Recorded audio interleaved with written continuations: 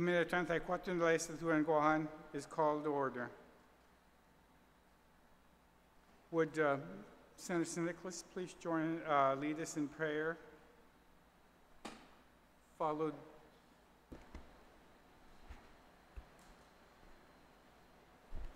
in the name of the Father, and of the Son, and of the Holy Spirit. Amen. Heavenly Father,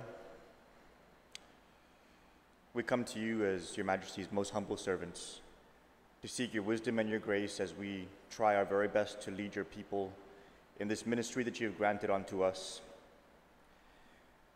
Your people have put their faith and their trust in us, O Lord, that we may, with all of the information provided, be able to discern the best course forward for them and for their families, for the future of our island, and for the sake of our people.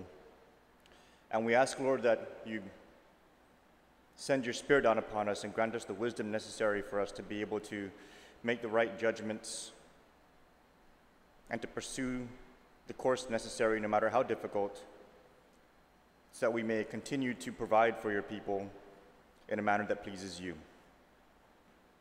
We're facing some very difficult times ahead, O Lord, and the path is one that is not going to be easy. And sometimes we find it very challenging to be able to understand which decisions will be best.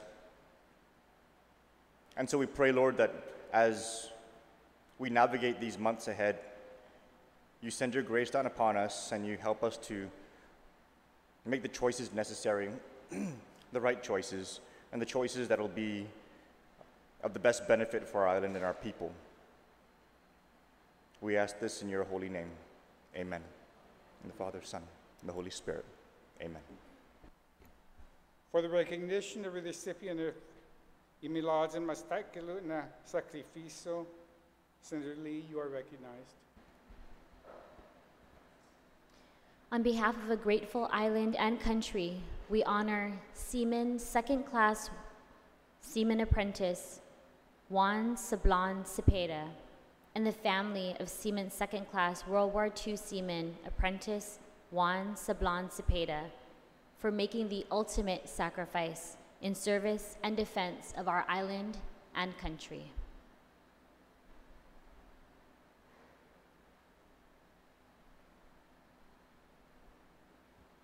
For the recitation of the Inifresi, Senator Lee, please.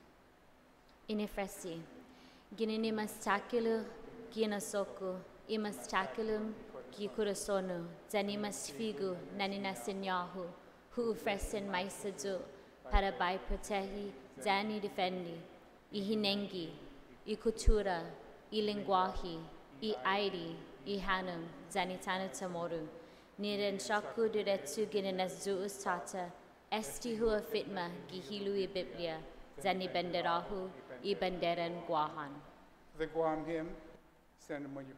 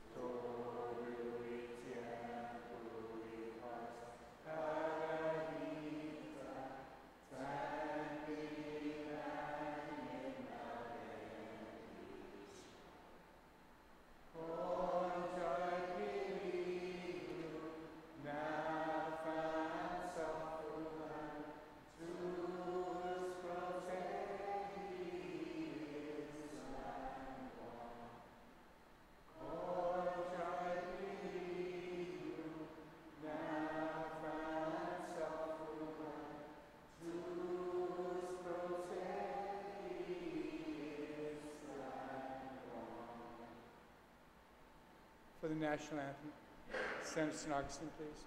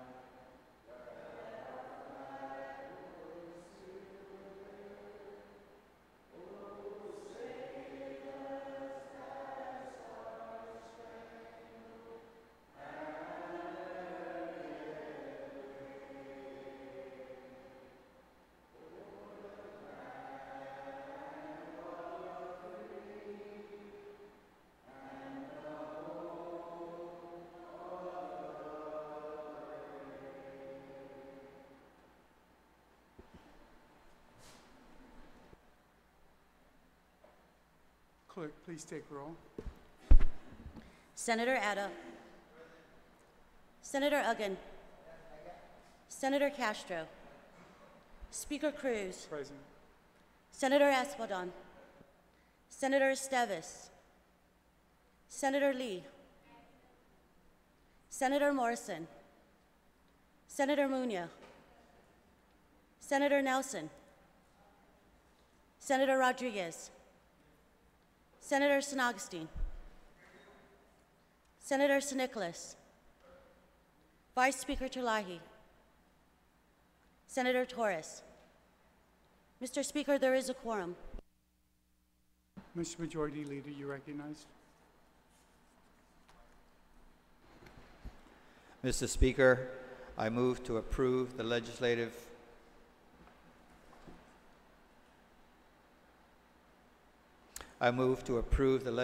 journals dated January 22nd, 2018, February 5th, 2018, and February 16th, 2018, subject to corrections.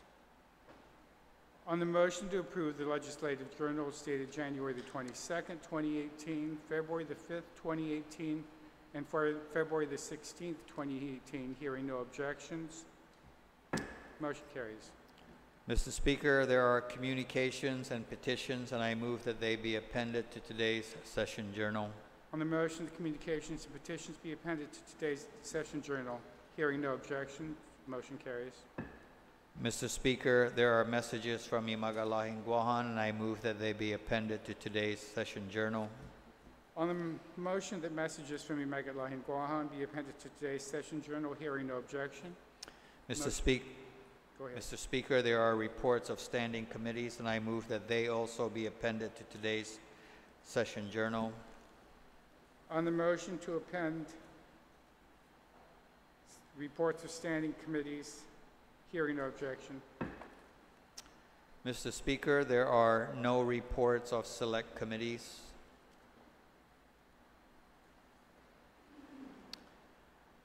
Mr. Speaker, I move that bills introduced, bill numbers 231-34LS through 234-34LS and 235-34COR through 247-34COR, resolutions introduced, resolution numbers 333-34COR and 334-34COR, and 335-34LS through 338-34LS, and 339-34COR through 351-34COR, and certificates introduced, certificate numbers 213-34LS and 214-34COR through 223-34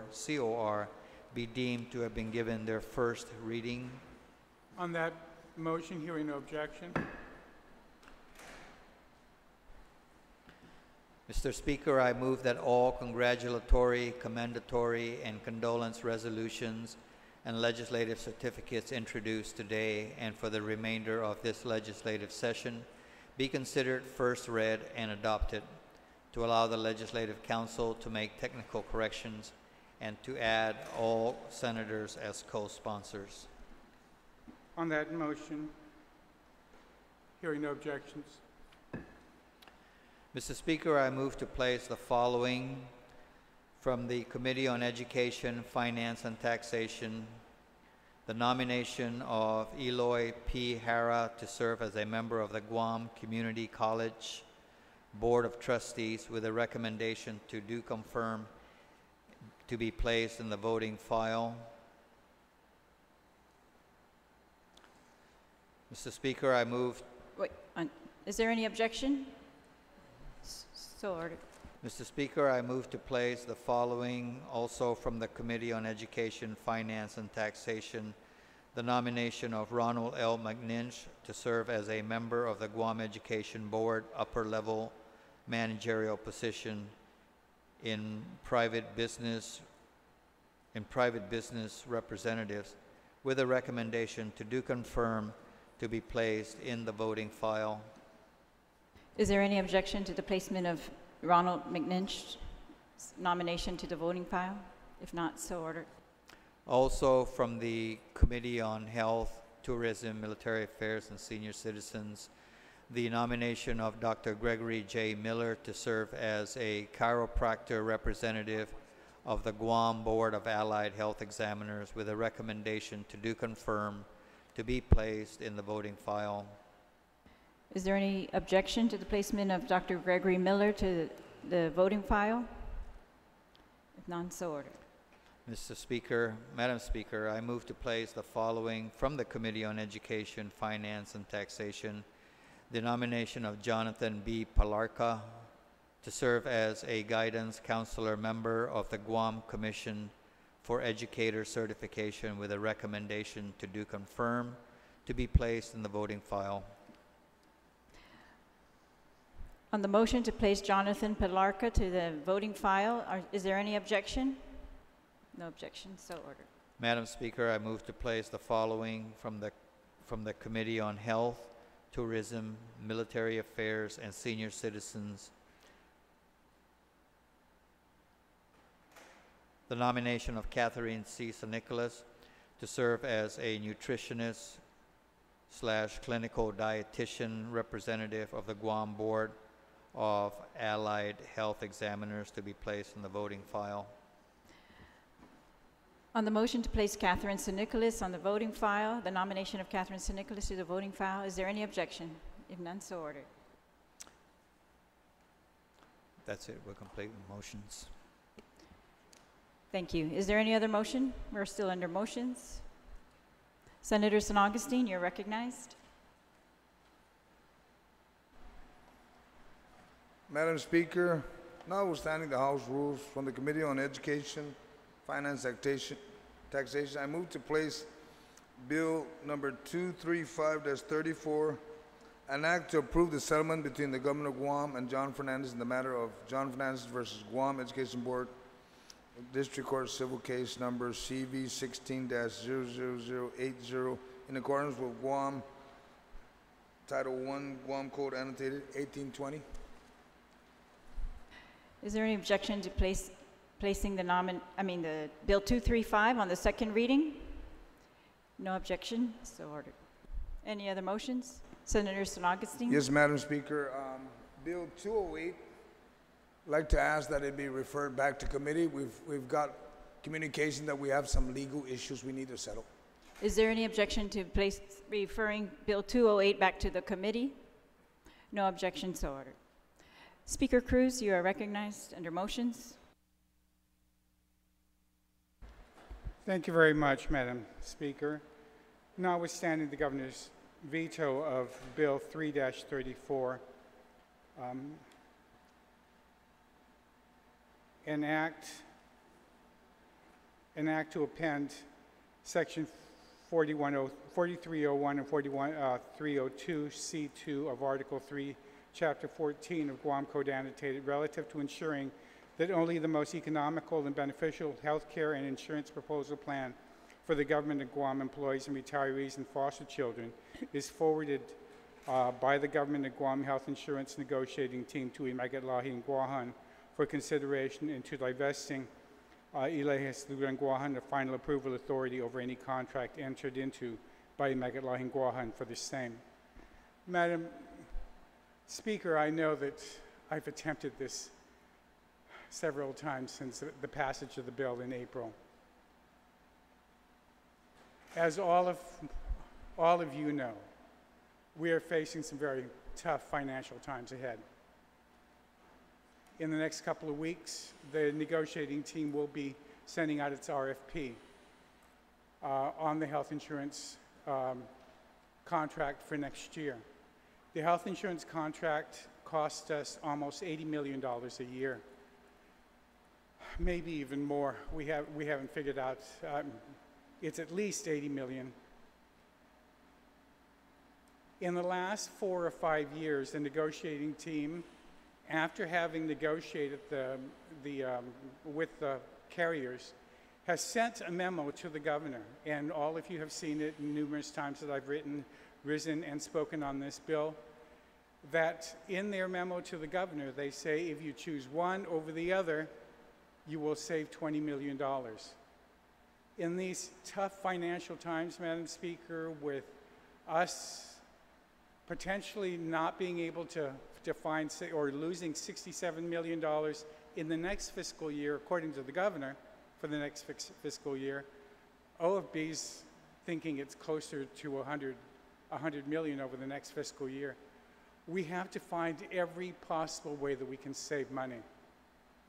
And this is one very clear way that we can save $20 million. That's not my number, again, please.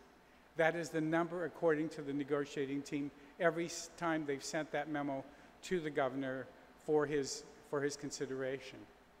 If the negotiating team had just sent up what they considered to be the most economical health plan, then we would save $20 million. $20 million is the amount that DOE is now being asked to cut from their budget just for this fiscal year. It might be twice that amount for the next fiscal year. We cannot allow or sit back and see DOE have to suffer that kind of cut in their annual operating budget. $20 million is coincidentally the same amount that the 3 educational institutions were denied receiving money in the last fiscal year. At the end of the fiscal year, we knew that the university was shorted about $10 million. We knew that GCC was shorted at least 6. And DOE, we knew with all the hearings on Simon Sanchez at the end of the fiscal year, that they had been shorted $5 million. That's the $20 million right there that could have gone to those 3 educational institutions. We're being asked to find $33 million annually for GMH. This would go a long way to meeting that $30 million annual subsidy to GMH. Madam Speaker, I could go on and on and on. I know my colleague, one of our colleagues, has introduced a piece of legislation to change the split. And it's going to somehow, it's going to cost money. It's either a choice or no choice, but it doesn't necessarily have to be choice or no choice, Madam Speaker.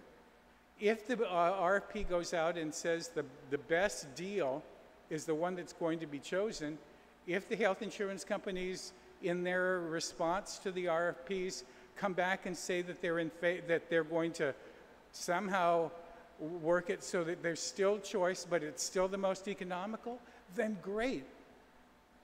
But if we only have one choice, If the most economical is only a single choice, I'm sorry, but during these economical times, these fiscal challenging times, we've got to go with the most economical. We've got to save 20 million. We've got to save 20 million to either fund DOE, we've got to save $20 million to either fund GMH, or we've got to save $20 million to try to fund the various agencies that many of you have under your purview. Another bill that's being considered, was introduced recently, is tiering the agencies. Group 1, Group 2, and Group 3, and many of you have oversight of agencies in Group 3. $20 million would go a long way to covering the cost of those agencies. So we've got to figure out a way, and I know it's a difficult pill to swallow, but it really is something that we have to do. You know, as I've used in the past, yes, it'd be great to go to Oceans for a $50 buffet. But if it can't, then maybe it's just going to have to be one choice at our favorite restaurant. But there's got to be some kind of savings. And $20 million, according to the negotiating team itself, is the savings that would be realized if the most economical choice was selected by the governor. And I want everybody to understand, and especially the public at large, every single offer that's on there provides the same coverage, save for maybe GRMC isn't covered by one of the insurance carriers. But seriously, it's the same thing. Everybody gets the same insurance coverage under all the plans.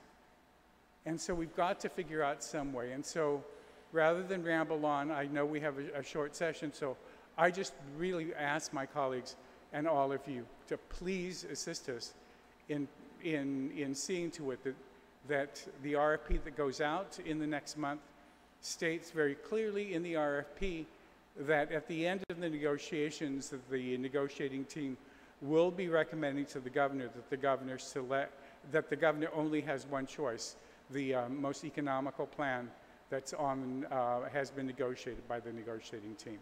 I thank you, Madam Speaker, for this opportunity, and I thank my colleagues for bearing with me, for I guess this is either the fourth or the fifth time that I've made this request. But in these fiscal challenging times, I ask for your assistance at this time. Thank you very much, Madam Speaker. Thank you, Speaker Cruz. On the motion to place Bill number 3-34 in the voting file, notwithstanding the objections of the governor, is there any other senator who would like to discuss? This is your last opportunity to discuss this motion.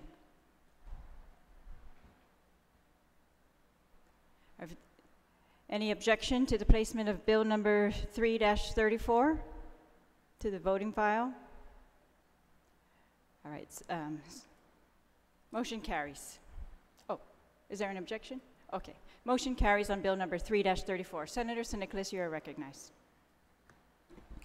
Thank you, Madam Speaker. Notwithstanding the objections of Megalahi and Guahan, I'd like to make a motion to place Bill number 23-34 on the voting file. Please proceed. Thank you, Madam Speaker. Madam Speaker, Bill 23-34 was vetoed in May of 2017. This measure that was introduced by myself and co-sponsored by Senator Esteves and passed by a majority of senators in this body was an act to add a new subsection 3132 to Article 1 of Chapter 3, Title 5, Guam Code Annotated, relative to the establishment of operational continuity plans for each agency of the government of Guam. In the veto message of Megalahi Guahan, he states that the bill violates the doctrine of separation of powers and attempts to legislate and micromanage executive branch operational activities over which it has no business. Madam Speaker, if we turn to page 2 of the bill, lines 20 to 24, I'll read into the record part of the findings and intent of the legislation.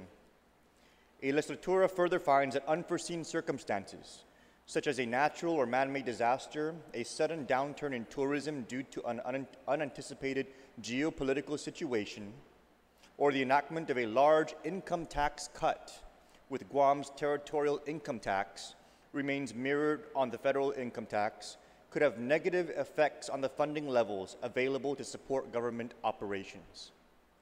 Madam Speaker, we passed this, and it was vetoed in May of 2017.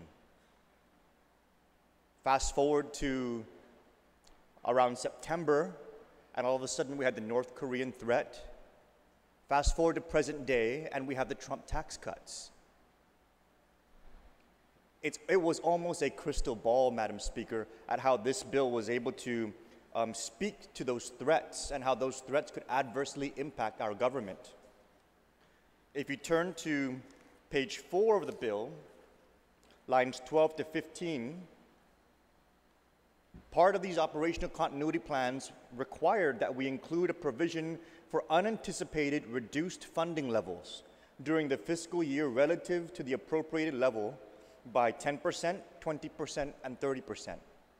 Basically, if this bill was enacted into law back in May of 2017, all of our agencies would have had to create these plans so that when we get to this point where we're short in being able to provide for this government, we can pull these plans up and be able to look at how we're going to continue operating with these reduced funding levels. This has nothing to do with micromanaging, Madam Speaker, and everything to do with prudent planning for our government. Now here we are dealing with massive shortfalls, and we have no idea what step to take. We're throwing all kinds of things out there trying to figure out the best path, when really if we had just passed this back then, we would have so much more information from which to operate by. And so I'm humbly asking my colleagues to consider placing this into the voting file and overriding this veto, not just for today's circumstances, but by making this law every single year. This government will have to go back and review these plans and have all of these things ready, just in case we face these kind of circumstances again in the future.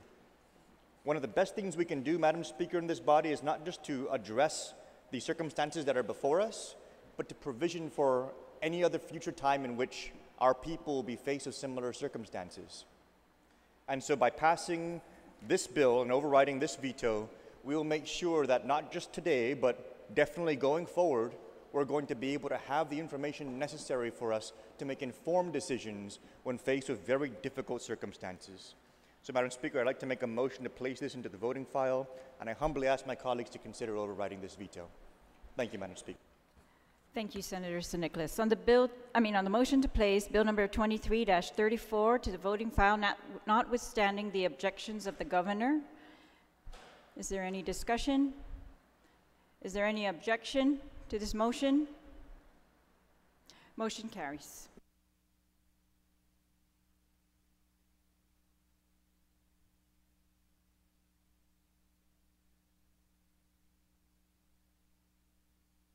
We're still in motions. Any other motion? If not, we will move to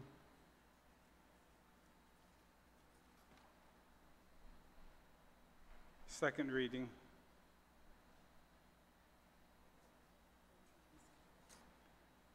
And first on the agenda is Vice Speaker, Bill 217. You're recognized.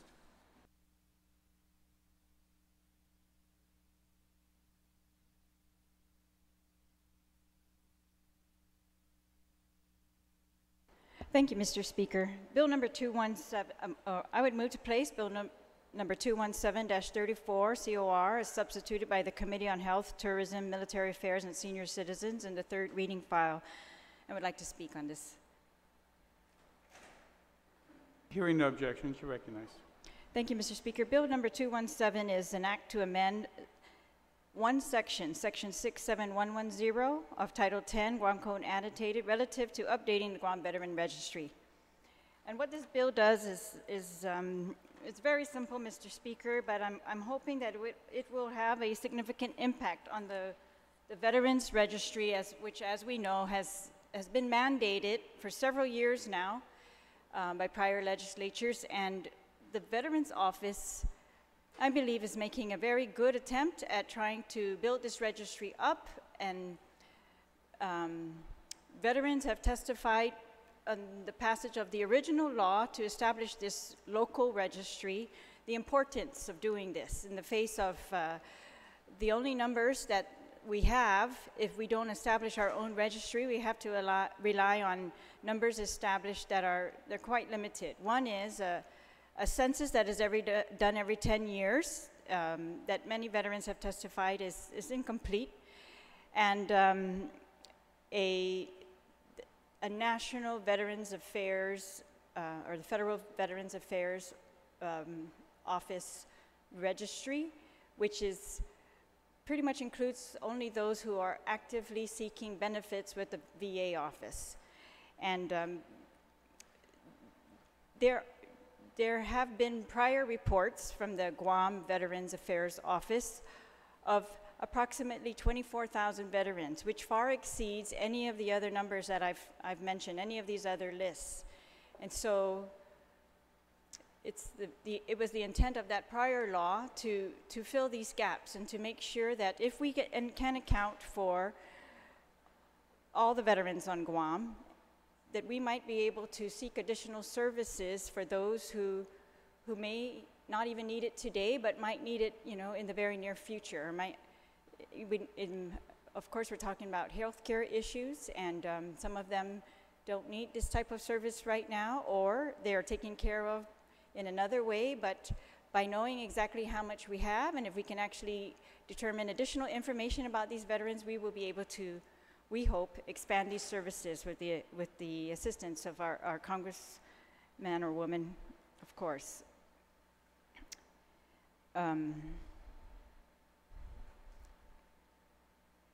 The other purpose of the Veterans Registry, the local Veterans Registry, was to also send out information to the veterans so that we can assist them and make them know what we have made available here by the government of Guam, or what even nonprofits have made available to them.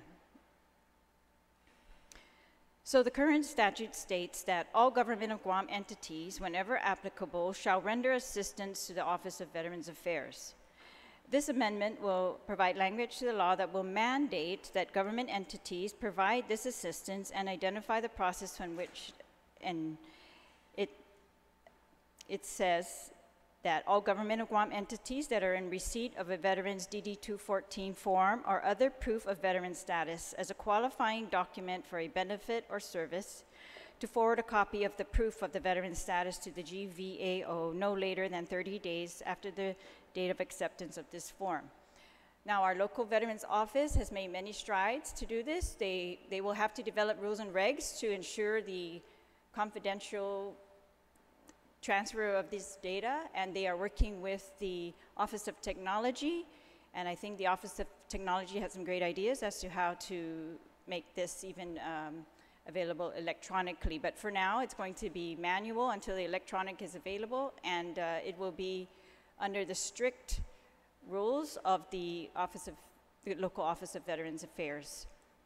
And I wanted to point out that there is a similar process that goes on with the Guam Election Commission after a recent law that was passed to allow people to register for the election up at the, for example, at Revenue and Taxation, the Department of Revenue and Taxation, that they then transfer this information to the Guam Election Commission, and they've been able to work out a very secure, confidential process to transfer that information. I want to also commend the local Veterans Affairs Office and our Congresswoman for, she has written a letter to the Federal Veterans Affairs Office to request, I had asked if they could get this information from these federal agencies, as opposed to us, kind of, some of these veterans feel like they're being chased down for this to, register or for their information. But so I suggested, why can't we just get this from the other side, so she's requested from the Federal Veterans Affairs Office. She's going to request from the Department of Defense, who is actually the one who issues these DD-214s to the veterans. And just to at least see how many have they issued where they said their last home was Guam, or where they said they wanted the information to be sent to the Guam Veterans Affairs Office, so that we can compare those numbers versus what we have. And a lot of this, Mr. Speaker, is going to help the local Veterans Affairs Office just to really be able with confidence to say whether their numbers are accurate or not. We know they testified that they have 24,000 files, physical files, there at the Veterans Office, and they've either been sent to them by the Department of Defense, or they were given to them by veterans locally, and that's the gap. So we've got these 24,000 physical files versus the numbers that we see in all these other places are much less. So we want to help them to update this information. And they have a new system now where veterans can register online, so I just wanted to mention that in case there's anyone listening.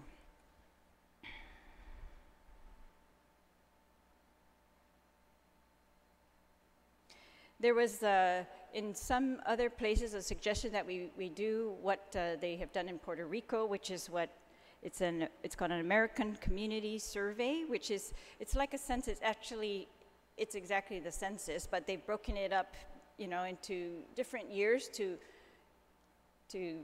get to all of the population, which they can't get to all in 1 year. And so they break that up into a survey, and they were able to, you know, ask additional questions. The questions that we are able to ask are on our census are limited already for the next census, which is in 2020.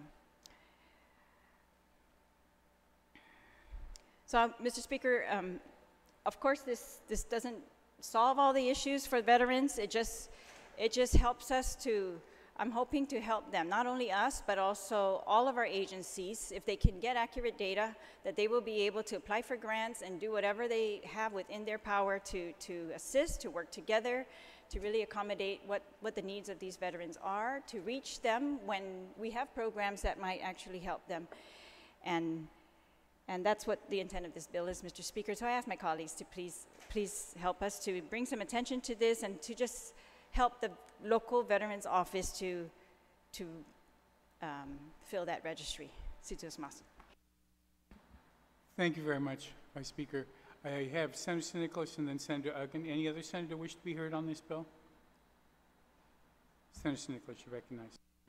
Thank you, Mr. Speaker. I appreciate the efforts of the author to try and do whatever we possibly can to bolster the numbers that we have on record of registered veterans here on Guam. The higher those numbers are, of course, the stronger our case for benefits for our veterans, and we all want to advocate for that. My concern, Mr. Speaker, is that this bill would add a new section to the law that would basically create an automatic process by which the Form DD-214 will be transmitted outside of the course of business to which it was originally received. And based on my cursory research, I'm of the understanding that the Privacy Act of 1974 includes Form DD-214 as protected information. And I would like to inquire of legal counsel as to whether or not the language here creating an automatic process by which Form DD-214 is transmitted without the signed consent of the veteran actually releasing that information, whether or not that process may in fact be violating their federal right to privacy. So if I could yield the question to legal counsel to clarify if this would in fact create an automatic transmission without the consent of the veteran. Mr. Speaker. Thank you. I'll have to take a few minutes on that. We'll take a short recess. Oh, hold on. Point did of you wish to yield to that? Yes, Mr. Speaker. I've asked legal counsel several times about that type of question, and I've received responses every single time that this does not, the Federal Privacy Act does not apply, and that the bill, in their interpretation, does not violate. That act was actually mandating where DOD can send these forms, and the veterans consent when they sign the DD-214s that whether their forms are going to be sent to the local veterans office. When they voluntarily hand their forms into a local agency for a benefit, from here on they're going to know that those forms will be forwarded to the Guam Veterans Affairs Office, Mr. Speaker. So I think I'm very confident with legal's response that there is no violation here, Mr. Speaker.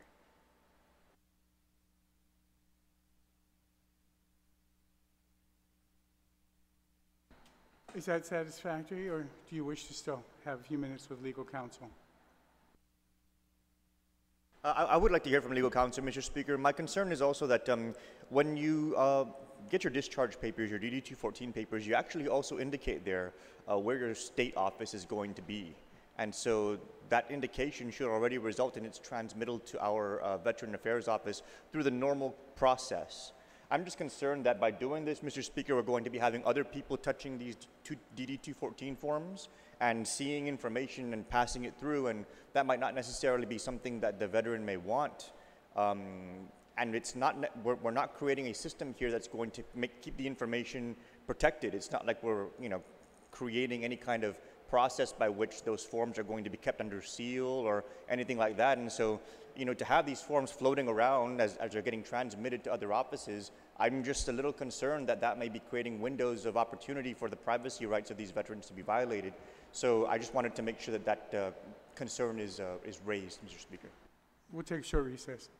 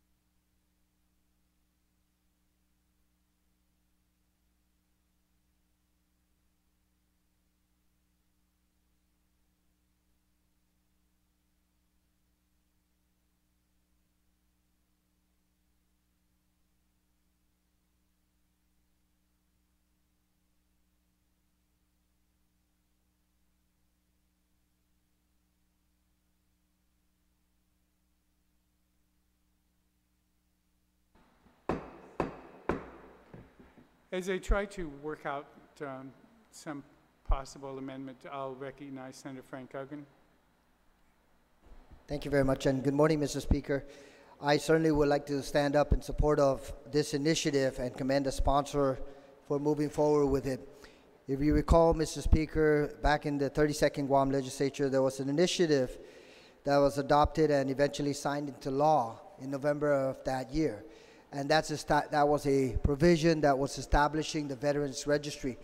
And the purpose behind that is reflective of one of the articles that is provided in this committee report.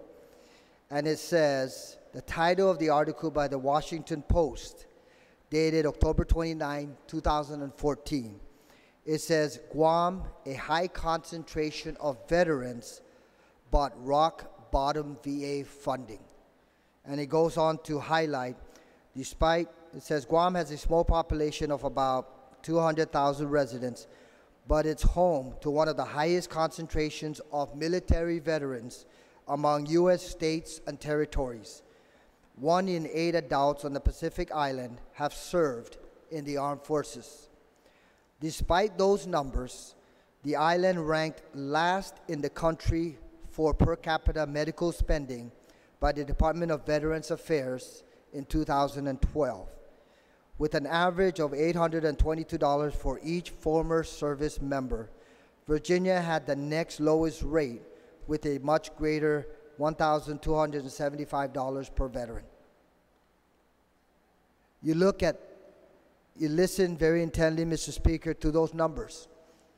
If 1 in 8 individuals residing on Guam has donned a uniform and has served in the armed forces, but yet Guam hits rock bottom in VA funding, certainly that's one of the key questions that has to be asked as to why. And we were instructed a number of times prior to the passage of this legislation, which I sponsored along with the former chair of Veterans Affairs, the senator, good senator from Manilao, where we recognize that in the 32nd Guam Legislature, the only way that we are going to aggressively pursue federal fundings and other sources out there to be able to benefit our veterans is if, in fact, we have a valid Veterans Registry that could highlight the number of veterans on island, those who have served and those who are presently serving. So, Mr. Speaker, with that being said, I want to also mention that this concern about ensuring that government of Guam agencies work with the Guam Veterans Affairs Office was incorporated into the legislation. What the sponsor of this bill now is doing is being a bit more specific in terms of the information that has to be transmitted to the Guam Veterans Affairs Office. And I say that, Mr. Speaker, because through the establishment of the Guam Veteran Registry, there is language in there that says the office may use data collected at other government agencies which may be collecting the required data in whole or in part. Nothing herein shall relieve the duty of any other entity to collect veterans' data for the benefit of veterans on Guam. And then it goes on to read, all government of Guam entities, whenever applicable, shall render assistance to the Office of Veterans Affairs in carrying out the provisions contained herein. That language, which is already in the law, Mr. Speaker, to me, it's self-explanatory, but if we need to take it one step further and require specific documents to be forwarded to the Guam Veterans Affairs Office so that we can have a realistic veterans registry and we can pursue whatever resources are necessary out there to improve the services and the benefits of our veterans. Certainly, I stand in support of this, and I recognize it, and I thank the veterans who provided testimony during the course of the public hearing, and I certainly look forward to some of these issues being addressed so that this veteran registry can be more aggressively updated and pursued. Thank you very much, Mr. Speaker. Thank you very much, Senator Huggen. Any other senator wish to be heard on the main motion? On the main motion, Senator Nelson, you're recognized. Thank you, Mr. Speaker. I'd like to thank the sponsor of this bill, and I too rise in support of this bill.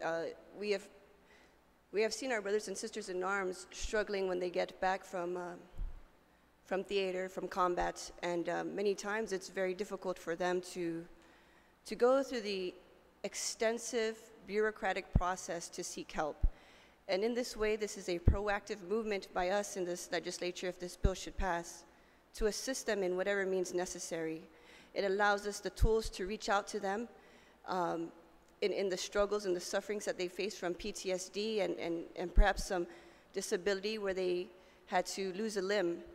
It also helps us reach out to the families of those who were killed in action and paid the ultimate sacrifice. And so this is a very, I'm grateful for this bill. This is a very proactive bill. In our discussions, we understand that there are portions of the DD-214 that can be made public record. And so there, you know, and in some of the concerns that the veterans had, a lot of them, even the retired ones that don't need the assistance of the Guam Veterans Affairs Office, perhaps because they are better off than others, are also willing to volunteer their time in support of this. And so I don't think anything else needs to be said. Thank you, Mr. Speaker. Thank you very much. Any other senator wish to be heard on the main motion? On the main motion, if not, we'll just take a short recess while they do. Do you have the amendment ready? Okay, Senator Snickler, you be recognized. Thank you, Mr. Speaker. First, I just wanted to put on the record that we have really excellent legal counsel. In conferring with them, they informed us that the way the Privacy Act of 1974 is written, it technically does not include Guam. The language in there does not intentionally exclude Guam, and so it was perhaps not the intent of the federal government to make our documentation processes not apply, but the way that the act was written perhaps was done so absent-mindedly of the territory, which obviously is not something too uncommon, as we're starting to find. But the Privacy Act technically does not apply. And that is concerning to me, Mr. Speaker, because as written, obviously the intent of the law was to keep those documents private under that particular statute. And I don't want the veterans here to kind of feel like their privacy is of less importance because they're just technically not counted here in the territory. So I'd like to yield to legal counsel and make a motion to have them draft an amendment that would be included in the language of the bill to require the signed consent of the veteran prior to the transmittal of this information in a manner that would fulfill the spirit of the Privacy Act of 1974.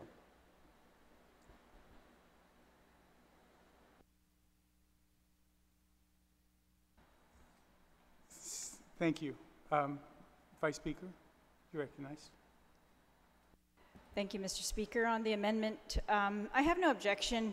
We didn't include that in the bill because we are dealing with Government of Guam agencies to Government of Guam agencies, and this information is only going to be transmitted according to the original law in accordance with the Guam Veterans Affairs Office instructions. They have been charged by our laws with the confidential information. They are taking care of it. They are responsible. And now we're talking about the Department of Revenue and Taxation, perhaps, who is in charge of our most confidential information also. So I have no doubt, and we've done the same thing when it comes to Guam elections, that we are trusting Reventax to transmit to the Guam Election Commission without any breach of confidentiality. But I have no objection if they want to include another signature by the veterans. But the whole purpose of this was to make it convenient for the veterans, convenient for the agencies, and quick, Mr. Speaker, because we are trying to catch up for years of the lack of information, years and years. And yes, they currently will transmit, they can, choose to transmit, if you separate today or tomorrow, a copy of your DD-214 to the Guam Veterans Affairs Office. But for all the veterans that we have on Guam who have already been separated, those are the ones we are looking to add to our registry, Mr. Speaker, to make sure that they were added in the past. Obviously, they were not, because we go from 24,000 physical files to about 100 some, when I first started to work on this bill to about 1,000 now, that we have confirmed on the Guam Veterans Registry. And I just think, you know, the whole purpose of this is to expedite, to make it convenient for the Guam Veterans Affairs Office, who can already, I believe, by our law, go to any government agency and obtain this information, chase it down, but it was to put the burden on the other side, Mr. Speaker, just to help that Guam Veterans Office, which is a very small office, really, you know, that's the issue. And to just put a little bit more on that other side. And when these veterans voluntarily come in to a government agency, they're not being forced, they are voluntarily coming in and asking for a benefit of the government of Guam, like a driver's license or free registration. They will be told. Well, we trust. I discussed this bill with the Department of Revenue and Taxation, and they had no objection, Mr. Speaker, even though they are responsible for confidential information. And they knew that they would have to work very closely with the GVAO to transfer that safely. But I have no objection to the bill if that's going to get the support of everybody in this body. That's what I want. I want the veterans, to know that everyone in here supports them. We are going to do our best. I mean, that this is just a small part, but that we really need to focus and get this to be as convenient as possible and as quick as possible. And we do not have years to wait. And I'm actually hoping, Mr. Speaker, that we can get this done within a year, that if we can get our government agencies to cooperate, we can update that registry with the help of the Office of Technology. We can actually have a permanent record that we will not lose it to fire or, you know, change in directorship or change in, you know, administration, all of that. That our registry will survive all of those things, Mr. Speaker, and that everybody will come along with that. So thank you, Mr. Speaker. Thank you. Senator Atta, I know that, please, you're recognized.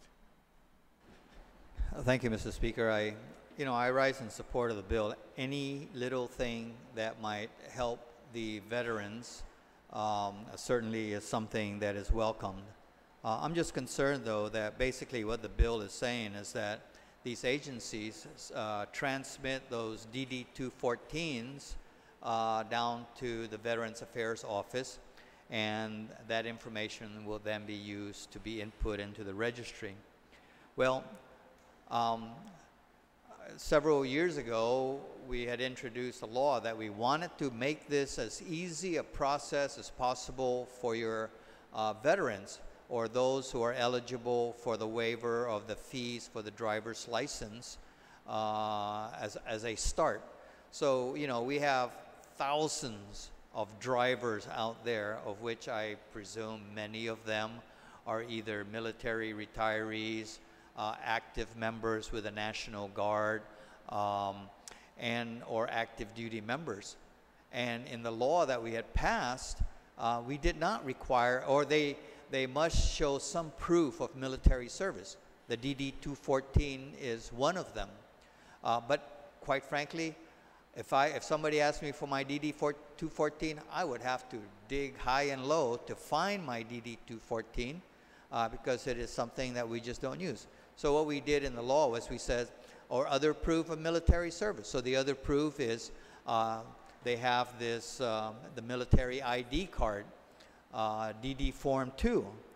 And so if we're just asking in the law, in the bill, to transmit the DD-214s that you get, so I'm afraid that what we're going to get is an undercount because you have many veterans or military retirees who simply carry around their little military ID card, and that's the proof of service, which makes them eligible for that fee waiver as one example.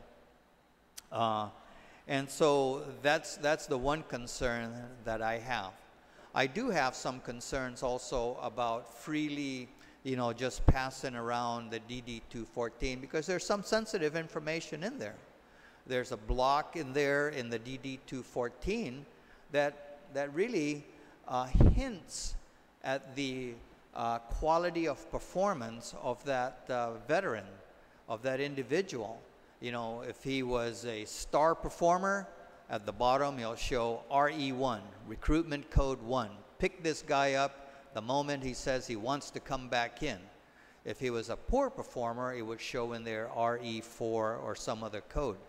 And it may be that a veteran, an individual may just as soon say, I'll pay the 25 bucks, I just don't want to hassle with any of that stuff.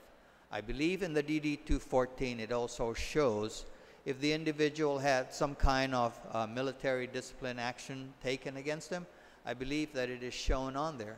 So the DD 214 is not a document that just shows when he entered the service and when he got out, but there's a lot of other information that's in there, and you know, so, but again, for those who, you see a lot of guys when they get out of the service, they are given their DD 214, and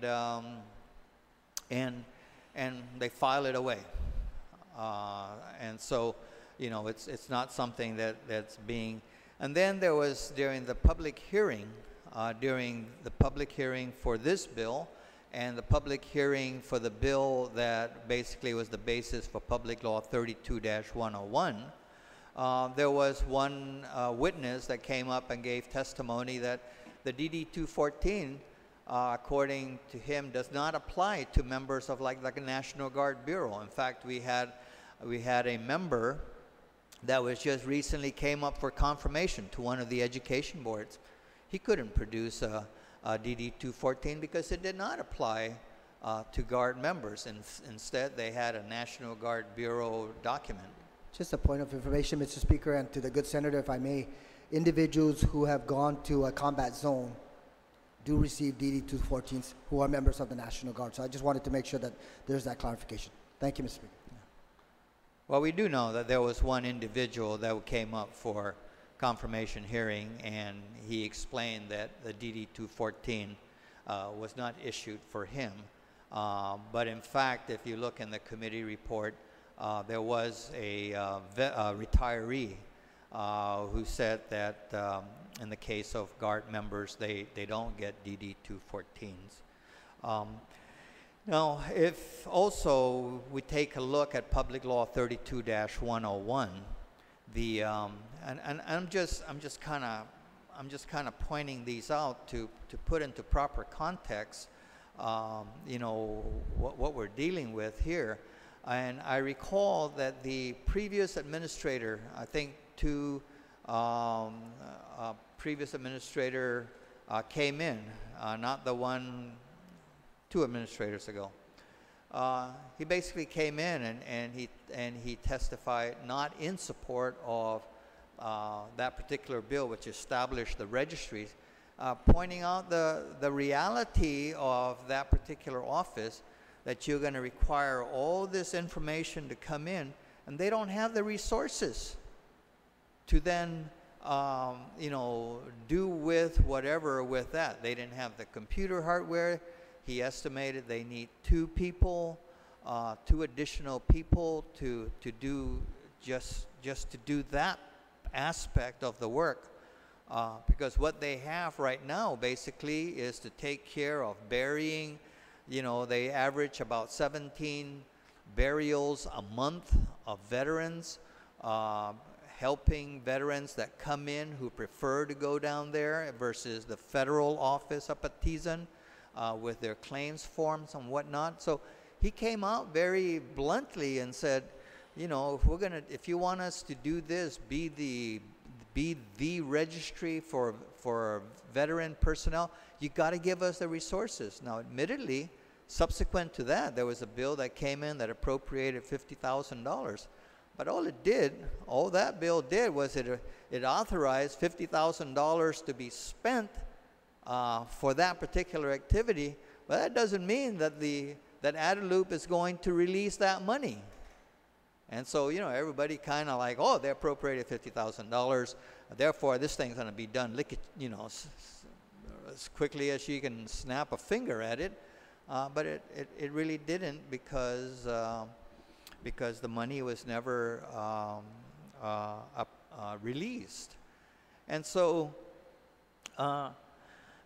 And then the final concern that I have is the fact that the Veterans Affairs Office down at ASAN is going to collect this information because I think really the real issue here is we want to get an accurate nose count of how many veterans we have on island, because that's going to drive the size of the outpatient clinic that's going to be made available to veterans, and the number of staff that will be allocated by the federal government to staff that outpatient clinic.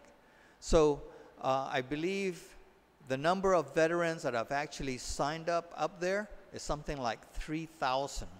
And the reason why the number is so low is because a number of them, military retirees, they go directly to Naval Hospital. So they never even see the front door of the outpatient clinic. So it isn't that we only have 3,000 veterans, is that that's the only number that's gone up there. So, but that's really where we need to get the head count for. And I recall that I believe in one of the hearings, several of the veterans said that, our collecting the information doesn't count. You got to go up there and register up there at the outpatient clinic. So, I applaud this effort. If it works, great. I just hope that it does contribute to all that we're trying to accomplish. But I just wanted to lay that out to make it clear that it's a lot more than just transmitting a DD-214 down to the Veterans Affairs Office, because we haven't answered the question of, so they get this number of DD-214s, then what? Because they don't have the resources to handle it. So this is just half of the picture. Thank you very much. Thank you. Point of information, Mr. Speaker. I would just like to clarify a couple of things. The bill was amended in the committee, or substituted in the committee, because of suggestions made by the previous speaker regarding the proof of veteran status. So in addition to DD-214 forms, it says, or other proof of veteran status, because of those issues that were brought up, that there are different forms of proof. And also that the size of the CBOC, or the resources dedicated to CBOC, that's correct. We've been told over and over that will not be expanded no matter how many we have on our local Veterans Registry, unless those people are seeking the services of CBOC specifically. But that was not the purpose of the original law regarding the Veterans Registry. It was to create for different purposes, for other services and any other services that they could obtain, not just strictly CBOC. And also, it was to do the reverse, to outreach to these veterans to see what we could provide for them. And just one final thing, Mr. Speaker, the bill provides that the office the Office of Veterans Affairs shall have the authority to adopt regulations to implement and administer and ensure the confidentiality of veteran information. Thank you, Mr. Speaker. Thank you. I believe Senator Nicholas now has the amendment. So I think all of you have received a copy of it. Senator Nicholas, you're recognized if you wish to speak. Thank you, Mr. Speaker. Again, credit to our legal counsel for a quick and excellent draft here. It's to add language that reads, provided that said copy of the applicant's DD-214 form or other proof of veteran status is accompanied by the service member's or his or her legal guardian's written consent authorizing the transmittal of said information to the Office of Veteran Affairs pursuant to this section. Mr. Speaker. On the amendment, any Senator Torres. To the proffer of the amendment, I just have a point of inquiry.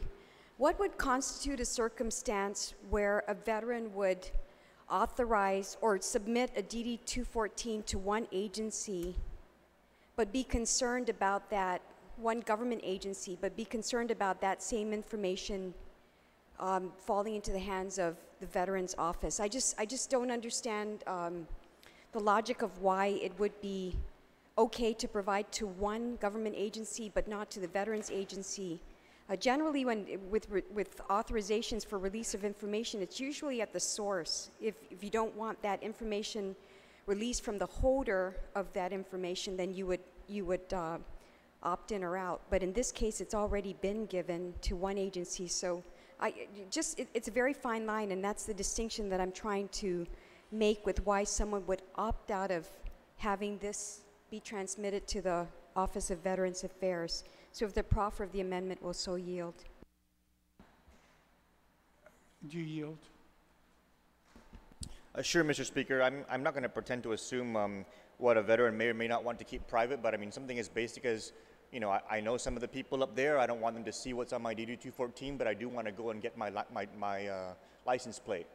So I can go and I can apply for my license plate. I don't want that thing transmitted. I don't want anyone up there knowing my stuff, but this is what I want and this is what I'm willing to authorize.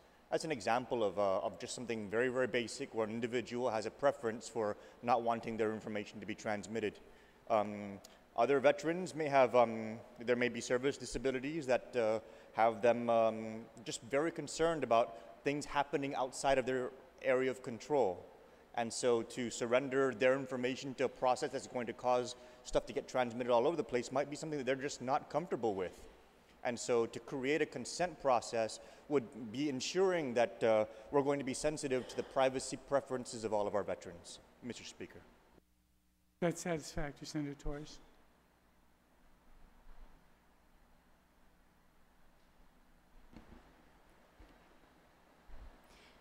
I suppose we can never get into the mind of someone and presume things, but I think what we would be concerned with is whether the in this case it would just be a consent. So in essence, it's an opt-out. I would think though that somebody who's of a status would have no issue with another agency who's entrusted to collect data on those people to have access. Yeah, I'm trying to understand the logic of it, but thank you very much for the answer. On the motion, any other senator wish to be heard on the motion, on the amendment? Any object? Just want to reiterate, Mr. Speaker, that I'm just hoping that this amendment does not create an additional burden to transmit an additional document, because it's not just that the department receiving the information. We've never required that the Department of Revenue and Tax sign confidentiality, agreements with veterans when the veterans submit information to them. We trust the Department of Revenue and Taxation staff to treat especially our tax information, confidential. And that's who we're looking at. We're going to have there's a bill that's been proposed to include for veterans, all veterans, free real property taxes, and those who are disabled. But I mean, we're trying to expand services to veterans, but when we do, all we ask in return is that when they prove that they are a veteran, and these government agencies take this information and are already treating it confidential, and that the Veterans Affairs who's supposed to go chase this information down from these agencies, that they don't have any more roadblocks, Mr. Speaker, that it's as convenient as possible, that we've already by law mandated those agencies can handle this information and treat it confidentially, even other information. But I'm just hoping, Mr. Speaker, that it's saying it's going to transmit an additional document as opposed to just having them sign on their form for their license plate that they consent. And I just hope that doesn't increase the burden on the GVAO, Mr. Speaker. Thank you. Thank you. On the amendment, any other senator wish to be heard? Is there an objection to the amendment? Objection? Okay, there has been an objection to the amendment. All those in favor of the amendment, please indicate by raising your hand.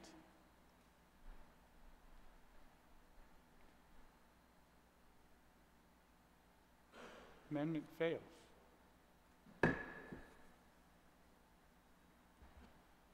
On the motion, I still have the floor, Mr. Speaker. please. I just wanted to make some closing remarks then on the bill, Mr. Speaker. First of all, just because one agency is entrusted to handle private information doesn't mean that they're entitled to go and transmit that private information everywhere else. That's an incredible misnomer that needs to be clarified. GMH handles private information all the time, but they're not allowed to transmit that information to DOE just because they treated a child up there and DOE might be interested in seeing that information. Any more than DOE is able to take information and transmit it to public health. There's a reason why we have privacy, Mr. Speaker, and there's a reason why we have consent. And for our veterans, we want to service them. All of us do. But we need to also honor the fact that everybody is going to have their own preference with respect to their privacy. Veterans in particular, because we're talking about their service record, we're talking about their documentation that's going to include private information. Otherwise, why don't we just pass a bill that transmits social security numbers to every single agency so everyone can know what the social security numbers are, and we don't need to go there and re-input them onto any forms. There's a reason why we have privacy, Mr. Speaker. And so I fully support getting our registry bolstered, but not at the expense of the privacy of an individual. And I will protect the privacy of one person anytime, because while we may want to make the system better, we don't do it at the expense of the individual. Sometimes I don't understand why amendments fail to pass, Mr. Speaker, but when we're trying to make things better, we need to look at it from the big picture and understand that you don't trample the rights of an individual just because you're trying to fix a system. Thank you, Mr. Speaker. Thank you. Senator Snodgrass? Mr. Speaker, I just want to comment, being formerly from Revenue and Tax, everything is held in confidential and sensitive. Unless you sign an authorization to transmit, it doesn't go anywhere. That's required by federal statute that governs Revenue and Tax. Thank you very much. On the motion, on anybody else on the main motion? If not, on the motion, Senator Esteves. Thank you, Mr. Speaker. I just wanted to clarify a couple points. There have been a lot of people speaking. I think there's a misnomer on what the DD 214. There are actual multiple versions of it. So if you go to an employer who's looking into your record and asking if you're a veteran, you will provide a member 2 DD 214, which contains nothing confidential, which is something that they can provide to the agency that can be transferred over. It's, in many cases, public record. One of the main reasons why the DD 214 member 4 is confidential, because it includes the social security number of the individual service member. Now, the member 2 DD 214, Mr. Speaker, Can we have some order in the House? Please take it outside right now.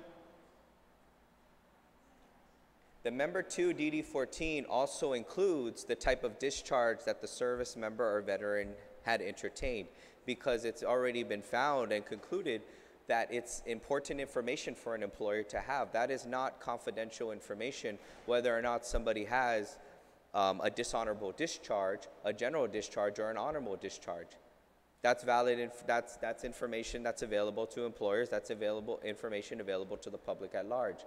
So I think the misnomer that the DD 214 in and of itself is confidential is inaccurate, 100% inaccurate. There's specific sections and specific versions. The member 4 DD 214 is only for the individual service member and for government agencies. And that member 4 DD 214 is what you use to avail services from the government. So if you want services from the government based on your veteran status that are afforded to you, you would provide that member 4 DD 214. Now, if it's specifically for the registry, the member 2 DD 14 retiree ID cards should be more than enough. I think there's nothing wrong with I do rise in support of the bill. I think it's well written. I think it covers all the bases. Service members, after leaving the service, are briefed and they sit down for hours on end talking about this before they even get out of the service on what these different versions are. So they are aware on what they can provide and what they don't have to provide, depending. So I do rise in support of the bill. I ask my colleagues to support the bill. And I think the veterans out there that have DD 214s know exactly which versions to use for what reason, and I think confidentiality will be maintained. Thank you, Mr. Speaker. Thank you very much, Senator Esteves. On the main motion, If not, any objection to sending the bill to the voting file? Seeing none. Senator Snog, where did Senator Snogstein go? Senator Snogstein. Bill 235.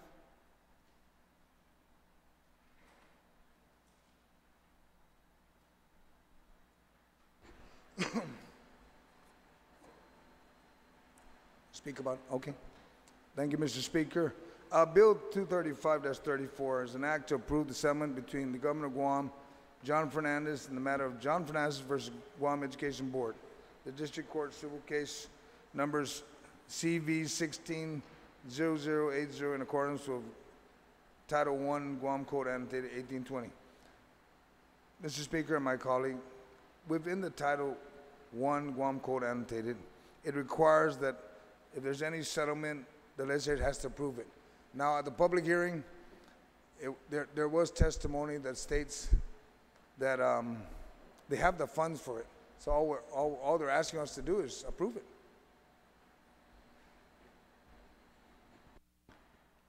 Thank you. On the main motion,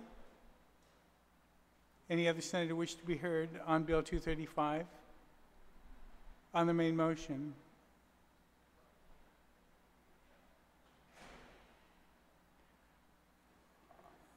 On the motion to send the bill down to the voting file, any objection? Thank you. We'll take a short recess for a second.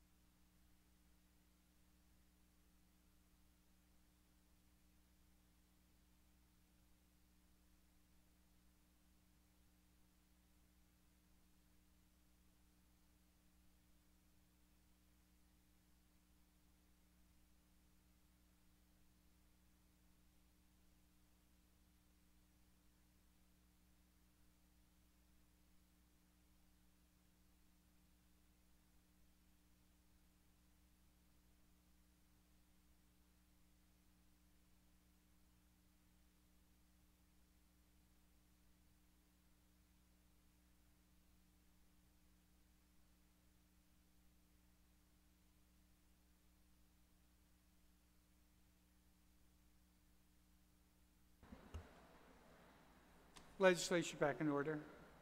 Madam Vice Speaker, On the bill, Mr. Speaker? please. Okay, in closing in the bill, I'd just like to thank my colleagues for their support, but I would like to, in furtherance of the concern raised by one of my colleagues, amend to propose this amendment, which would add the language that transmittal shall be made, provided that said service member or his or her legal guardian consents to the transmittal of said information to the Office of Veterans Affairs pursuant to this section. And this language would allow the Veterans Affairs Office and the agencies to work together to come up with how those consents would be indicated. And I don't think the Guam Veterans Affairs Office is requiring proof of consent at this point, and their sorry. I'm sorry, I just reminded Oh, that I had already sent it down, so you're going to have to make a motion to go back up, notwithstanding. Mr. Speaker, notwithstanding the rules, I'd like to make a motion to go back to second reading with Bill 208. Reconsider the actions of putting it in third reading, and Hearing no objection. thank you, Mr. Speaker. Are we on second reading now? On Bill 208, Mr. Speaker, yeah, I would just like to propose this amendment. It's been passed out. It would specifically provide that the, I'm sorry, I don't know why I wrote Bill 208. It's Bill 217, Mr. Speaker. Oh, sorry, that's an error. Thank you very much. Oh, here you go. Let me just make sure the language is the same. All right. Okay, Mr. Speaker, on Bill 217, I'm proposing to add the language that has been passed out. It's very similar to earlier language that we discussed, but allows these agencies to, and the GVAO to work together for the consent. We've been assured by the Department of Revenue Tax that they would actually include this in their forms when you apply for your veterans license plates and things, but for every other agency, Mr. Speaker, we want to assure veterans that their information is going to be treated with confidentiality. Thank you. On the motion, on this amendment, anyone wish to be heard on it? Senator Nicholas, did I see your hand go up? Yes, you're recognized. Thank you, Mr. Speaker. I appreciate the effort to revisit this. My concern of the amendment as drafted is that the way it's written, it says, provided that said service member or his or her legal guardian consents to the transmittal of said information to the Office of Veteran Affairs pursuant to this section. Now, because it does require the consent, it's implied.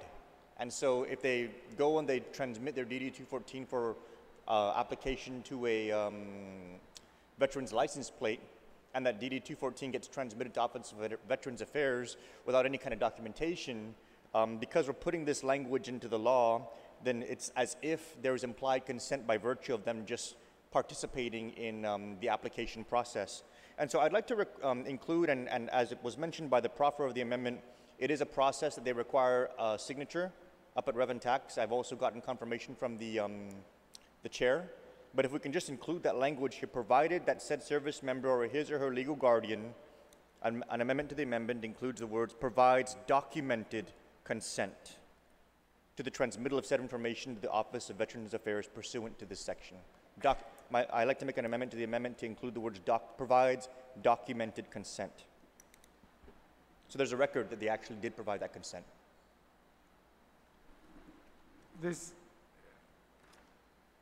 On this Nicholas amendment to add the word documented, any objection? Senator Snod. Mr. Speaker, as I look at both amendments that I've tried, and this one now, I did contact Revenue and Tax, and they made it very clear that what they'll do is that once the law is passed, on the application form, there'll be a section at the bottom that everybody signs that you consent and check mark where you want it to go. They'll provide a copy. They said they'll fix the form. Not a problem. Suppose that's documented then. Any objection to the St. Nicholas amendment? Hearing no objection. On the Terlahi amendment as amended by Senator Nicholas, anyone wish to be heard on the amended? Any objection?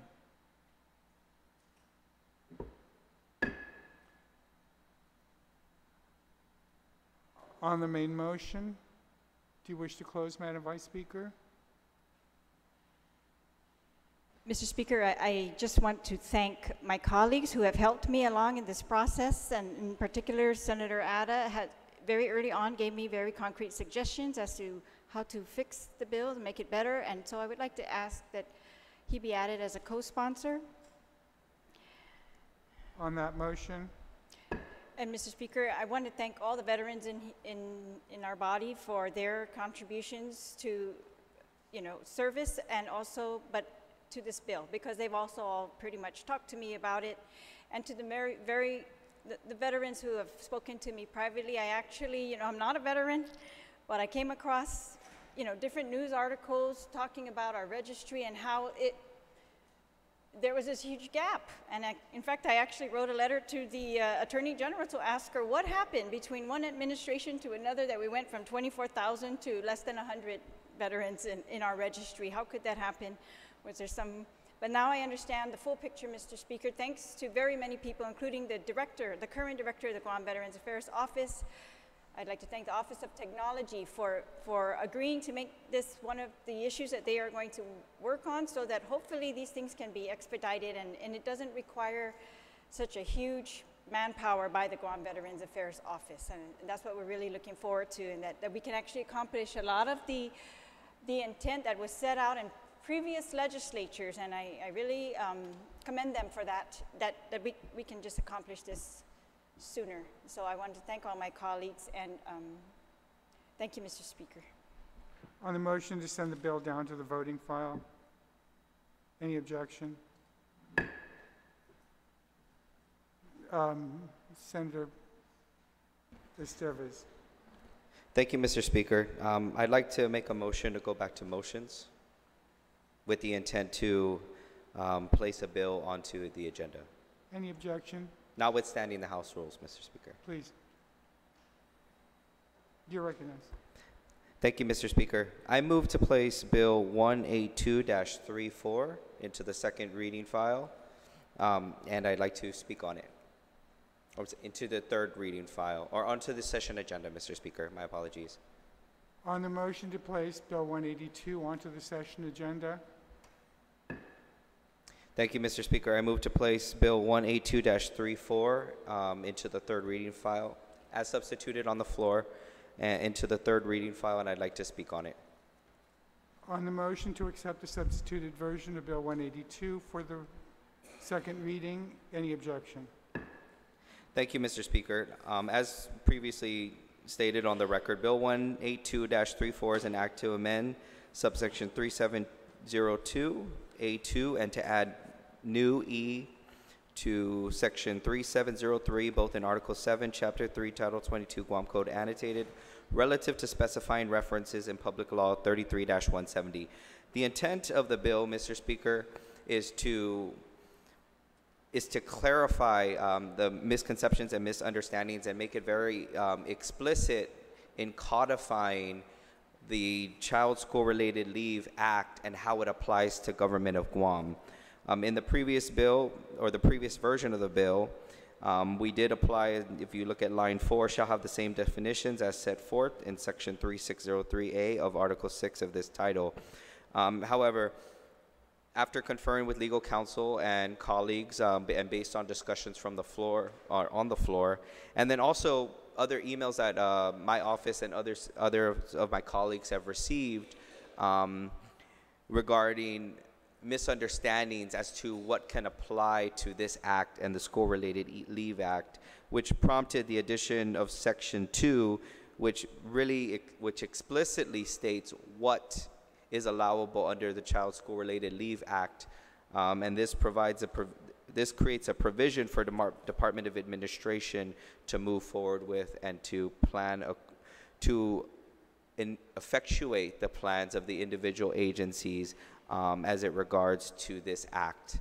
Thank you, Mr. Speaker, and I ask my colleagues if we can support this measure, because there are currently GovGuam employees out there who have not been able to avail themselves to this leave that is really crucial to the child development, and that has been a mainstay in the government of Guam and for government Guam employees for a long time. Thank you, Mr. Speaker. Senator Uggan, you're recognized on the motion. Thank you very much, Mr. Speaker. I just want to very briefly stand in support of this particular initiative. Mr. Speaker, I know of 2 separate government of Guam agencies where, in fact, parents had requested for consideration under a similar program, and they were outrightly dismissed, and they were not granted that request for admin leave, specifically because of prior law. The interpretation at this point in time had restricted it. So this would correct that and allow certainly for parents to be able to have that opportunity to take their children or to attend some of their children's activities as a form of continuing to support their family and the children that are attending school. So, Mr. Speaker, I stand in support of this, and I commend the sponsor for moving forward with this in terms of addressing an issue that realistically is affecting some of the parents out there. Thank you very much.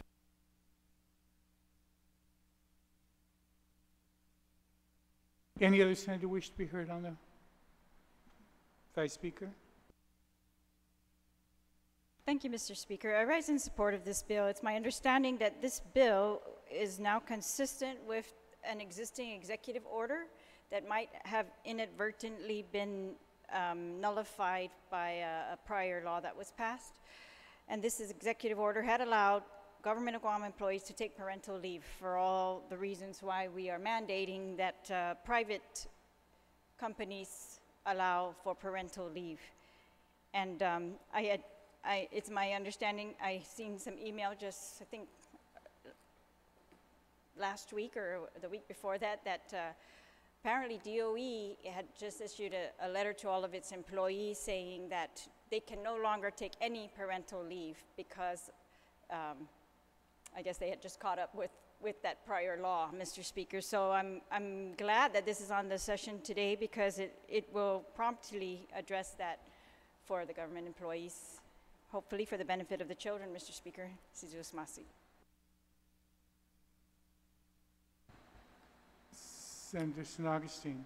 Mr. Speaker, I rise in support of the bill, but on page 2, on the maximum 4 hours, we do have some parents that have more than just one child. And when you restrict it to 4 hours or 2, we have to admit, it just questions the 4 hours.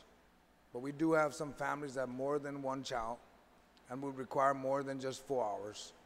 So I don't know how to amend that. Maybe the sponsor can, the author can do that. Thank you.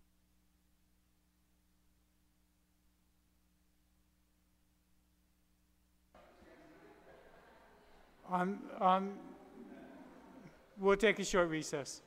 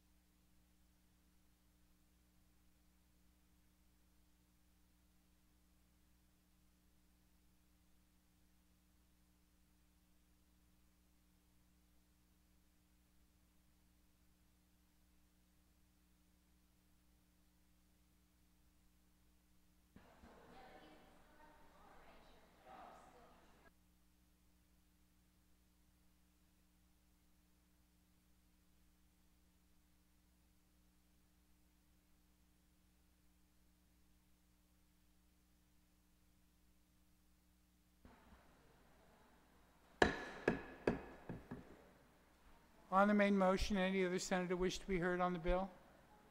Senator Nicholas. Thank you, Mr. Speaker. Mr. Speaker, I rise with some concerns.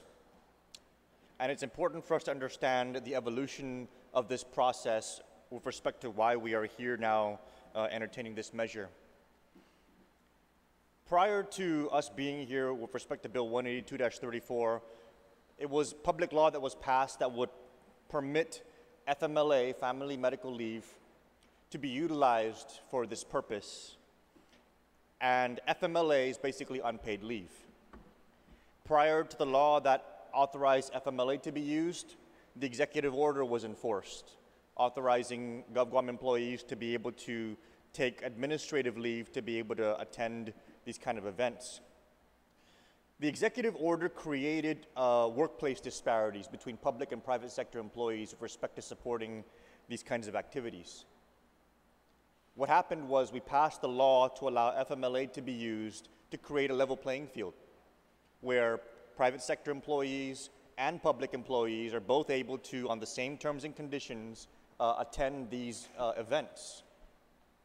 What this bill does is it makes the playing field unlevel again, because it will grant administrative leave only to Government of Guam employees for this purpose. And so it's like going backwards, Mr. Speaker. And the administrative leave, I want to just read into the record what it's going to be authorizing. There are some things here that, of course, we can say, yeah, you know, I would definitely want to have administrative leave for that, but others includes school plays, school fairs. It includes a pretty open-ended section that says related events. And then it allows for 4 hours every 2 pay periods. So 26 pay periods. 4 times 6 is 24, 4 times 2 is 8, 9, 10, it's 104 hours. We're authorizing 104 hours of paid leave for every single Government of Guam employee who has a child that's going to have a school fair, a school play, etc. And you know, we always want to support the children. I'm a very big advocate of that. Of course I am. I have 2 kids in public school. But if you're not an exempt employee, the law that we've established is for you to use FMLA. And we did that to level the playing field.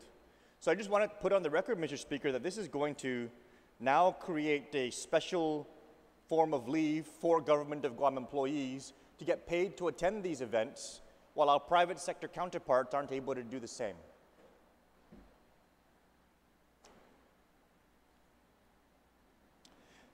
It's important to raise this point, Mr. Speaker, because prior to us even passing the FMLA bill, there may have been circumstances even in the private sector where employers were exercising discretion in letting employees use their work time, not have to sign leave and go and attend these events.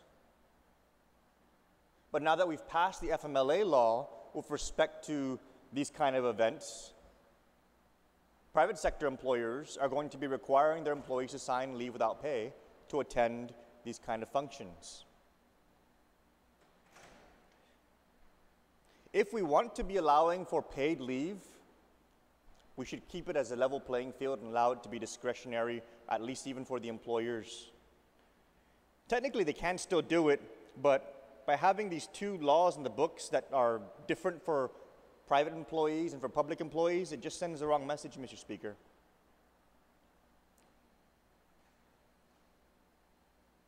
I think that it was a healthy thing for us to kind of transition into utilizing FMLA for this purpose, but I became bothered when I realized that it was going to go backwards in manners like this, and that's why in subsequent FMLA bills, I pulled back. I supported the previous FMLA version of this, but in a subsequent FMLA version on a separate matter, I did not support it because it's going to create the same slippery slope.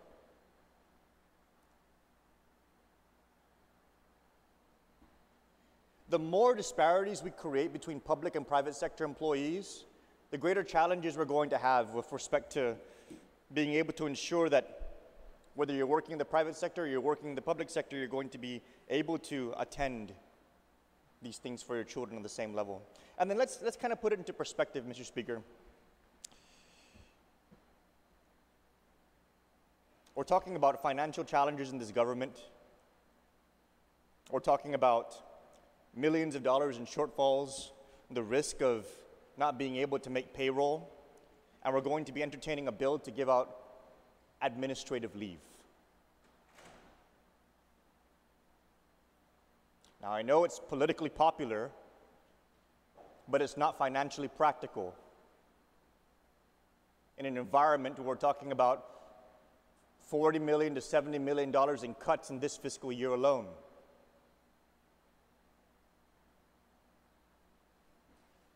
Now, I'm sure from a political perspective, I shouldn't be getting up and saying this, but it's the reality. And I think that our people are more willing to accept a healthy dose of reality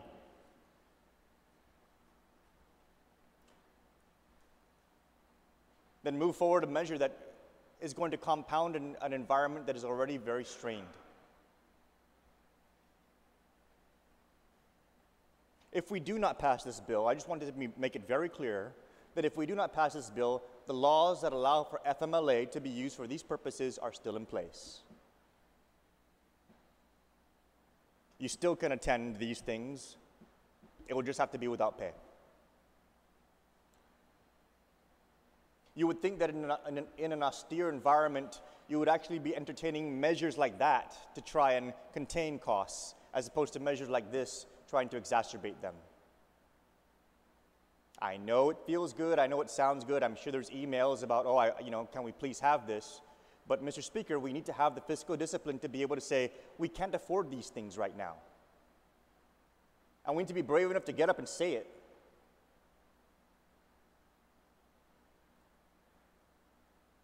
And we also need to acknowledge the fact that creating these disparities between public and private sector employees is not healthy in our employment, in our workforce development.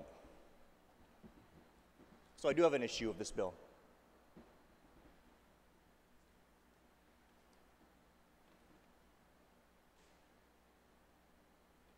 Thank you, Mr. Speaker.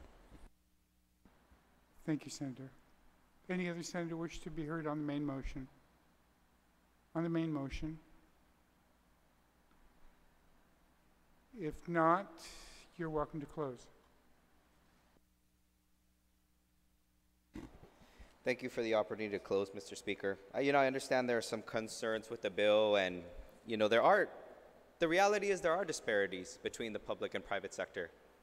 Myself coming from the private sector, I understand that, and sometimes, just as much as there's disparities between service members and other members in government. But sometimes those differences are important. To even quote or try to describe how this is related to the FMLA as it relates to the private sector I understand is going to be really confusing to the public, but they are very different. What the FMLA did was prevent somebody from being fired. Government of Guam employees never had to worry about that because they have a civil service commission. So try to use that as a comparison to what the intent of this is misleading. And I do have issues with that. The fact of the matter, and just the simplest way I can put it, Mr. Speaker, and to my colleagues, what this does is just reenact something that was mistakenly taken away from these employees. Now, I understand we're going through fiscal crises.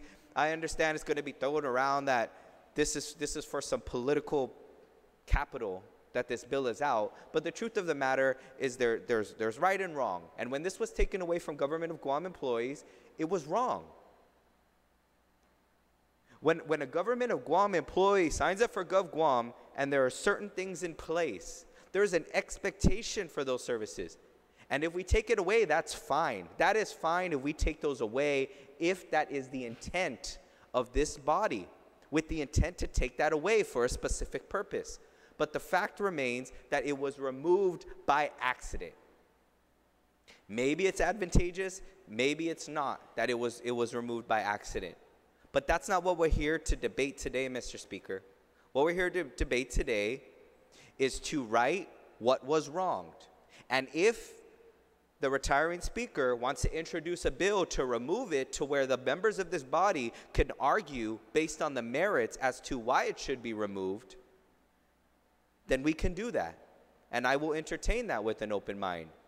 But at present, this does nothing more than return the leave and return the systems in place that were there for Government of Guam employees for well over a decade. Because when somebody enters into Government of Guam, that's pretty much a contract. That's what the civil service is there for, to protect them. But at the same time, again, as I stated earlier, there are expectations. You join knowing what you're getting into with Gov Guam. But regardless, we understand there are going to be cutbacks. But what do you tell somebody who's been in Gov Guam for 10 years that it was accidentally taken away? And yes, you had this, but it's going to be removed. This is not like the private sector, Mr. Speaker. In the private sector, you can bounce around jobs. But when we're trying to retain quality individuals in the Government of Guam, right, we can't just pull a fast one on them.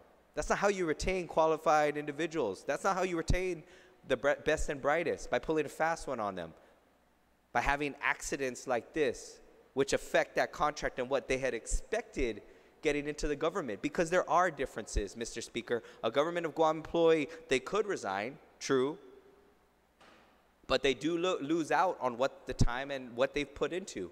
It's very different from the private sector. So while I understand the concerns that as much as possible, we should try to ensure that there aren't disparities, the truth of the matter, they are two different sectors. That's exactly why we call them two different sectors, the public sector and the private sector, the public sphere and the private sphere.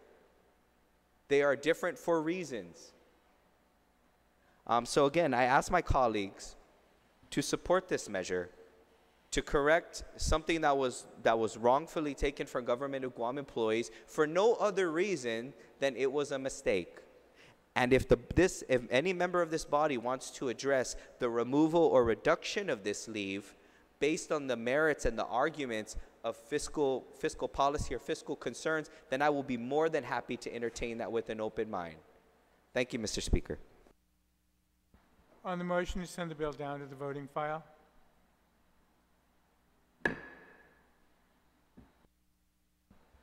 Short recess.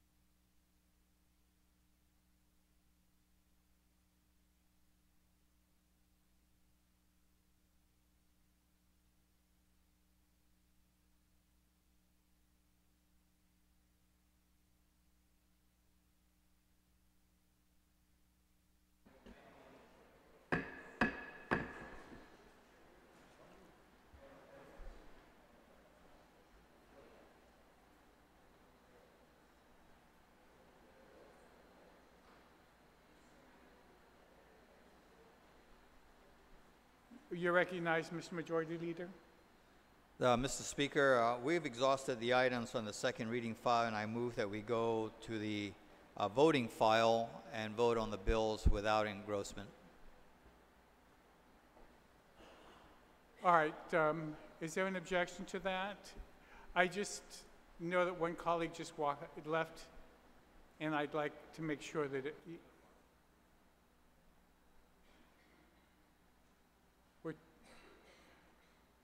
hold on a sec. We'll just take a short recess.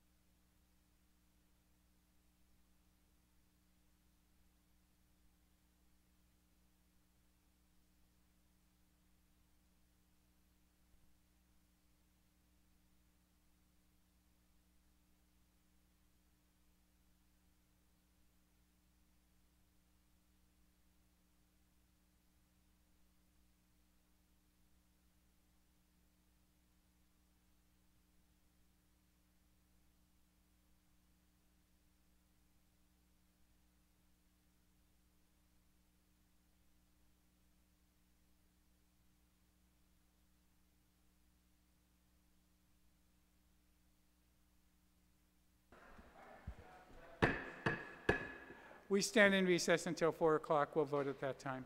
Thank you.